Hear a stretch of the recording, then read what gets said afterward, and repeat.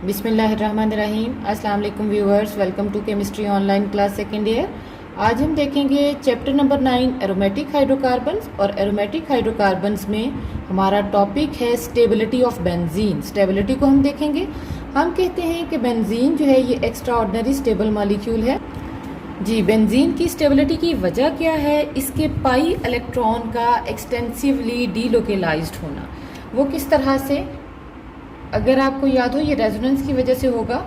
ठीक है, ये है हमारे पास इसके पाई इलेक्ट्रॉन। ये इलेक्ट्रॉन इधर मूव कर जाएंगे, ये इधर, ये इधर, ये नेक्स्ट लेक्चर में आप देखोगे। ठीक है, ये जो अंदर पाई इलेक्ट्रॉन हैं ये हाईली मोबाइल हैं। ठीक है, डीलोकेलाइज करते हैं मतलब मूव करते हैं। ठीक है, इसका मतलब क्या हुआ? इनकी मूवमेंट की वजह से बेंजीन क्या बन जाएगा? एक्स्ट्रा ऑर्डिनरी स्टेबल मॉलिक्यूल बन जाएगा। ठीक है, अब बेंजीन की अगर हमने स्टेबिलिटी को देखना है तो हम सपोज कर लेते हैं ये हमारे पास बेंजीन है, एक्स्ट्रा ऑर्डिनरी स्टेबल मॉलिक्यूल है।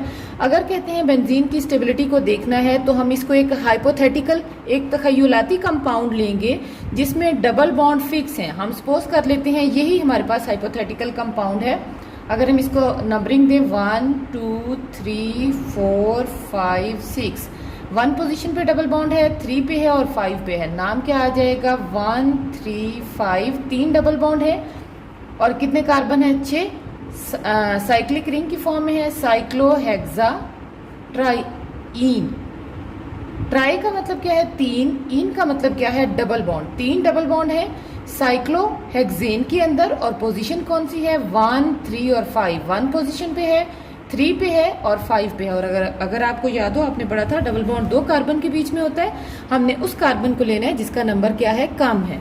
कहते हैं कि हम स्टेबिलिटी को मेजर कैसे करेंगे? कैसे? हीट ऑफ हाइड्रोजनेशन से। ये किसको मेजर करेगी? स्टेबिलिटी को। किसकी? बेंजीन की। ठीक है, स्टेबिलिटी को मेजर करने के लिए हम क्या लेंगे? Heat of hydrogenation. हम कहेंगे कि बेंजीन क्या है? ये एक हाइपोथेटिकल कंपाउंड है। इसमें ये जो डबल बॉन्ड है ये फिक्स है, ये मूव नहीं कर सकते। लेकिन बेंजीन में एक्चुअल जो स्ट्रक्चर है उसमें ये इलेक्ट्रॉन हाईली डीलोकेलाइज्ड है। ठीक है, अब इसके लिए हीट ऑफ हाइड्रोजनेशन के लिए हमने लिया सबसे पहले एक डबल बॉन्ड है साइक्लोहेक्सीन। अब इसकी बेशक पोजीशन ना लिखें, साइक्लोहेक्सीन। अब हेक्सीन, E का मतलब क्या है? Double bond. साइक्लो का मतलब है रिंग की फॉर्म में। हेक्सीन का मतलब है कि डबल बॉन्ड है और रिंग की फॉर्म में है। एक डबल बॉन्ड है, इसका मतलब एक मॉलिक्यूल हाइड्रोजन का ऐड होगा और ये किस में कन्वर्ट होंगे?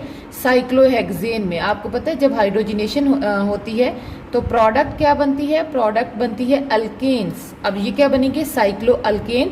साइक्लोहेक्सेन बन गया। इसमें जो हीट रिलीज हुई डेल एच वो कितनी थी? -119.5 किलो जाउल पर मोल। मतलब रिएक्शन हमारे पास क्या है? एक्सोथर्मिक है। ठीक है, और ये जो हीट है ये ऑलमोस्ट सिमिलर है किसके साथ? एलिफेटिक हाइड्रोकार्बन्स के साथ। सिमिलर चेन के अगर होंगे, ठीक है, तो उनमें क्या होगा? इतनी ही अगर एक डबल बॉन्ड होगा इतनी ही अमाउंट ऑफ हीट, ऑलमोस्ट इतनी 120 थी, ये 119.5 है, तो ऑलमोस्ट इतनी amount of heat he release होगी। ये तो थी कब? जब एक डबल बॉन्ड है। अगर हम ले ये सेकंड वाला स्ट्रक्चर, इसमें क्या है? 2 डबल बॉन्ड है। एक है, नंबरिंग हमने की 1 2 3 4 5 6, एक है 1 पोजिशन पे और दूसरा किस पे है? 3 पे। नाम क्या आ जाएगा? 1,3। ठीक है, 6 नंबर रिंग है, साइक्लोहेक्सा। 2 डबल बॉन्ड है, डाईइन। अब डाई का मतलब क्या है? 2, इन का मतलब है डबल बॉन्ड, साइक्लो का मतलब है साइक्लिक फॉर्म में, हेक्सा का मतलब है 6 मेंबर रिंग साइक्लिक फॉर्म में। अब 2 डबल बॉन्ड है तो 2 मॉलिक्यूल हाइड्रोजन के ऐड होंगे और ये किस में कन्वर्ट हो जाएगा? साइक्लोहेक्सेन में। सब में प्रोडक्ट साइक्लोहेक्सेन ही बनेगी। अब इसमें कहते हैं अगर 2 डबल बॉन्ड है तो कैलकुलेटेड जो हीट ऑफ हाइड्रोजनेशन है, कैलकुलेटेड डेल एच कितनी है? 2 डबल बॉन्ड है, एक के लिए कितनी थी? ये वाली 119.5 मल्टीप्लाई 2 तो कितनी होनी चाहिए? -239 किलो जाउल पर मोल। लेकिन जो एक्सपेरिमेंटल कैलकुलेट की गई इस कंपाउंड की वो कितनी थी? -231 किलो जाउल पर मोल। दोनों में 8 डिजिट का डिफरेंस है। ये डिफरेंस इतना काउंट नहीं होता। इसका मतलब क्या हुआ कि अगर आपके पास कॉन्जुगेटेड डबल बॉन्ड है, अब कॉन्जुगेटेड क्या है? डबल सिंगल डबल सिंगल, तो उस सूरत में स्टेबिलिटी ज्यादा हो जाती है किसकी निस्बत? आइसोलेटेड डबल बॉन्ड की निस्बत। अब आइसोलेटेड कौन से होंगे ये मैं आपको बल्कि 6 मेंबर रिंग में ही बता देती हूँ।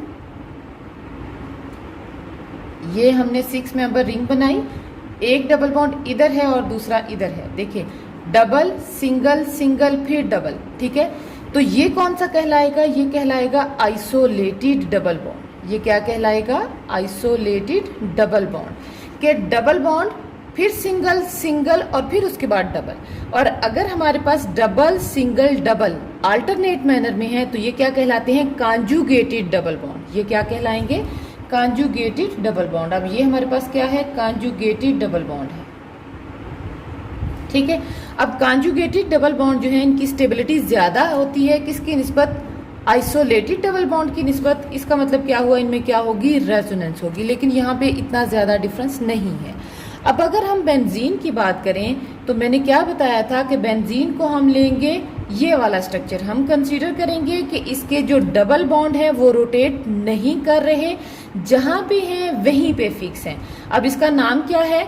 1 पे है, 3 पे है और 5 पे है। 1,3,5 साइक्लोहेक्साट्राईन, ये वाला इसका नाम है। यहाँ पे 3 डबल बॉन्ड है, 3 मॉलिक्यूल हाइड्रोजन के ऐड होंगे। प्रोडक्ट क्या बनेगी? साइक्लोहेक्सेन। सारे केसेस में प्रोडक्ट क्या बनेगी? साइक्लोहेक्सेन ही बनेगी।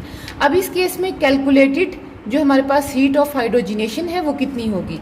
3 डबल बॉन्ड है, एक के लिए कितनी थी? 119.5 किलो जॉल पर मोल मल्टीप्लाई 3, तो ये आ जाएगा -358.5 किलो जॉल पर मोल, ठीक है। फिर हमने एक्चुअल बेंजीन को लिया। ये तो था हमारा हाइपोथेटिकल कंपाउंड ना, जिसको हमने तसव्वुर किया था कि यहाँ पे डबल बॉन्ड जो है वो मूव नहीं कर रहे। फिर हमने एक्चुअल बेंजीन लिया। ये मैंने एक्चुअल बेंजीन के लिए सर्कल अंदर लगा दिए। 3 हाइड्रोजन ऐड हुए, प्रोडक्ट वही बनी, कौन सी? साइक्लोहेक्सेन। एक्सपेरिमेंटल अभी इसके लिए जो हीट ऑफ हाइड्रोजिनेशन कैलकुलेट की गई वो कितनी थी? -208 किलो जॉल पर मोल। अब दोनों में डिफरेंस देखें, दोनों में डिफरेंस है हमारे पास 150.5 किलो जॉल पर मोल का। इसका मतलब कि ये जो बेंजीन है ये इतनी ज्यादा स्टेबल है किसकी निस्बत? इस कंपाउंड की निस्बत। ये जो डिफरेंस है ये क्या कहलाएगा? इनकी रेजोनेंस एनर्जी कहलाएगा, ठीक है। रेजोनेंस एनर्जी जो है वो आपको इस चार्ट से समझ आ जाएगी जी। रेजोनेंस एनर्जी जो है वो आपको इस चार्ट से समझ आ जाएगी। इस चार्ट में हमने क्या किया है? चार्ट बनाया है दो चीजों के बीच में। वाई एक्सिस पे हमने क्या लिया है? पोटेंशियल एनर्जी, और एक्स एक्सिस पे हमने क्या लिया है? साइक्लोहेक्सेन। क्योंकि सब में प्रोडक्ट क्या बनी थी? अगर हम इधर गौर करें तो सब में प्रोडक्ट क्या बनी थी? साइक्लोहेक्सेन। इसका मतलब हमारे पास ये क्या होगा? एक्स एक्सिस पे क्या होगा? साइक्लोहेक्सेन होगा, ठीक है। अच्छा जी, अब अगर हम देखें पोटेंशियल एनर्जी इस तरह से बढ़ रही है, इस तरह से इंक्रीज हो रही है, ऊपर की तरफ, नीचे कम है, ऊपर की तरफ ज्यादा है। सबसे पहले हमने जो पहला एक्सपेरिमेंट किया था किसके साथ? साइक्लोहेक्सेन के साथ। साइक्लोहेक्सेन में जब हाइड्रोजन ऐड किया तो -119.5 किलो जॉल पर मोल एनर्जी रिलीज हुई। और ये किस में कन्वर्ट हुआ? देखें एरो का हेड किधर है? हेड है साइक्लोहेक्सेन की तरफ। इसका मतलब क्या हुआ कि ये साइक्लोहेक्सेन में कन्वर्ट हुआ। उसके बाद नेक्स्ट हमने लिया 1,3,1, ये है जी 1, 2, 3, 4, 5 और 6, ठीक है। अब ये क्या है? 1,3 साइक्लोहेक्साडाइन। इसमें जब हमने 2 मॉलिक्यूल हाइड्रोजन के ऐड किए तो ये किस में कन्वर्ट हुआ? एरोहेड किसकी तरफ आ रहा है? साइक्लोहेक्सेन की तरफ। और एनर्जी कितनी रिलीज हुई? 230 किलो जॉल पर मोल। माइनस का साइन है, मतलब रिलीज हुई रिएक्शन क्या है? एक्सोथर्मिक है। उसके बाद अगर हम बात करें 1,3,5 साइक्लोहेक्साट्राईन की, ठीक है, ये जब 3 मॉलिक्यूल हाइड्रोजन के ऐड हुए तो किस में कन्वर्ट हुआ? साइक्लोहेक्सेन के अंदर। एनर्जी कितनी रिलीज हुई? -358.5 किलो जॉल पर मोल, ठीक है।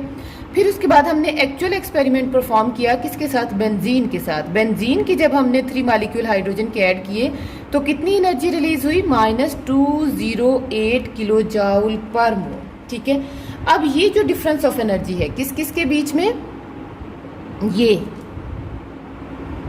ये कहलाता है रेजोनेंस एनर्जी। किसके बीच में? बेंजीन की हीट ऑफ हाइड्रोजिनेशन और जो हमने हाइपोथेटिकल कंपाउंड लिया था कौन सा? 1,3,5 साइक्लोहेक्साट्राईन, इनके बीच में जो एनर्जी डिफरेंस आएगा दोनों के बीच में, ये क्या कहलाएगा? रेजोनेंस एनर्जी जी। ये डिफरेंस क्या कहलाएगा? रेजोनेंस एनर्जी कितना होगा? 150.5 किलो जॉल पर मोल, ठीक है। ये क्या कहलाएगा, इनका रेजोनेंस एनर्जी डिफरेंस कहलाएगा। इसका मतलब क्या हुआ कि बेंजीन इतना ज़्यादा स्टेबल है किसकी निस्बत, इस हाइपोथेटिकल कंपाउंड की निस्बत जिसमें हम कह रहे हैं कि डबल बॉन्ड जो है ये फिक्स है, मूव नहीं करेंगे। अब हमारे पास क्या रिजल्ट आ गया कि जिसकी एनर्जी कम होगी उसकी स्टेबिलिटी ज़्यादा होगी। बेंजीन क्या है, एक्स्ट्रा ऑर्डिनरी स्टेबल मॉलिक्यूल है हमारे पास। अब रेजोनेंस एनर्जी क्या है,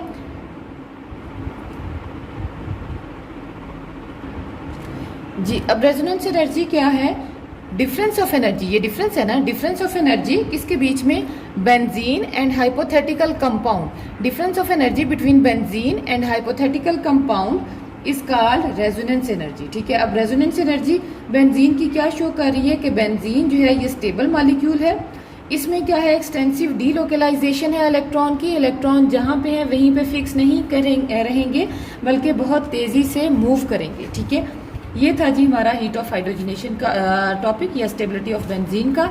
अगर आपको अच्छा लगा हो इसे लाइक ज़रूर कीजिएगा और अपना बहुत सारा ख्याल रखिएगा। अल्लाह हाफिज़।